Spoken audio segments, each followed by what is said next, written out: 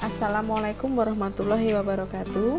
Bertemu lagi dengan Bu Eni Dwi di mata pelajaran prakarya kelas 8 semester 1 tahun pelajaran 2020-2021.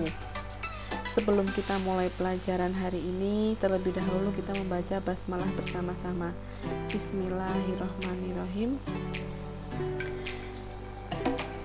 Yang ingin Ibu sampaikan hari ini adalah materi tentang kerajinan bahan lunak yang buatan. Menyambung dari video minggu kemarin, Ibu sudah membahas tentang kerajinan bahan lunak alami.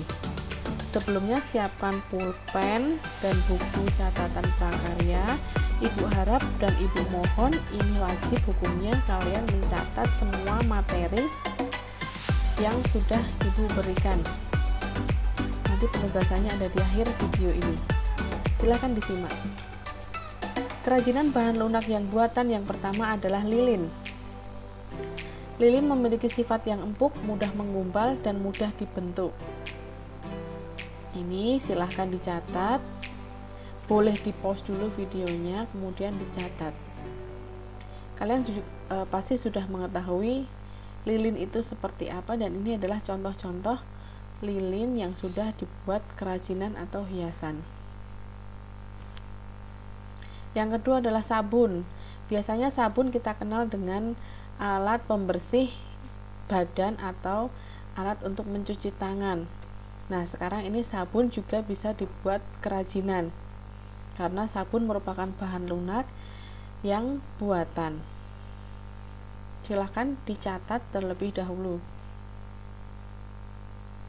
Kemudian ada parafin. Parafin ini yang kita kenal adalah sebagai bahan pembuat lilin, bahan lunak buatan sebagai bahan dasar pembuatan lilin.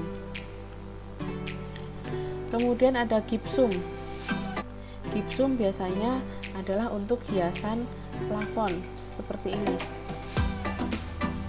yang biasa kita lihat itu di rumah-rumah. Di plafon rumah itu ada gipsumnya, hiasan gipsumnya. Gipsum itu bentuknya serbuk. Supaya dia bisa dibuat kerajinan, maka dia dicairkan dulu dengan air, kemudian bisa dicetak atau dibentuk dengan cetakan sesuai dengan keinginan. Kemudian nanti kalau sudah mengeras, nih, gips termasuk jenis bahan mineral yang memiliki sifat dan karakter tidak larut dengan air dalam waktu yang lama jika sudah menjadi padat. Jika sudah mengeras, gipsum sudah tidak bisa dicairkan lagi. Kemudian ada fiberglass. Nih, fiberglass sudah ada contohnya, silahkan dicatat. Ini contohnya adalah gantungan kunci yang bening. Dia seperti kaca tapi juga seperti plastik. Kemudian selanjutnya yang akan kita bahas adalah proses produksi kerajinan bahan lunak. Apabila video tadi terlalu cepat, maka kalian bisa pause untuk segera dicatat atau disalin dalam buku catatan prakarya. Nih, sebelum membuat kerajinan harus mengacu pada syarat-syarat perancangan benda kerajinan seperti 1. Kegunaan, 2. Kenyamanan, yang ketiga keluasan, 4. Keamanan, dan yang kelima adalah keindahan. Yang pertama adalah kegunaan atau utility. Benda yang dibuat atau kerajinan yang dibuat itu harus mengutamakan nilai praktis, yaitu dapat digunakan sesuai dengan fungsi dan kebutuhan. Salah satu contohnya adalah mangkok yang berguna untuk tempat atau wadah makanan. Kemudian kenyamanan, benda yang dibuat itu harus nyaman, memberikan kenyamanan pada pemakaiannya. Kemudian ada keluasan.